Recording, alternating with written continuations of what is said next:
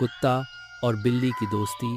एक गांव में एक कुत्ता और एक बिल्ली रहते थे। दोनों हमेशा लड़ते रहते थे। एक दिन गांव में मेला लगा।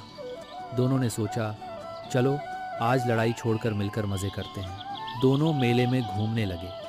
अचानक एक दुकान पर उन्हें गरम गरम समोसे दिखे। कुत्ता बोला, चलो आधे आधे खाते हैं। बिल्ली ने मान लिया। जैसे ही समोसा आया, कुत्ता बोला, पहले मैं चख लेता हूँ, जहर ना हो। कुत्ते ने बड़ा टुकड़ा खा लिया। बिल्ली गुस्से में बोली, अब मेरी बारी। बिल्ली ने बाकी समोसा झपट लिया और भाग गई। कुत्ता उसके पीछे भागा। दोनों भागते भागते फिर लड़ने लगे। गांव वाले हंसते हुए बोले, इनकी दोस्ती एक दिन भी नहीं चल सकती। वीडियो को लाइक करें और चैनल को सब्सक्राइब करें।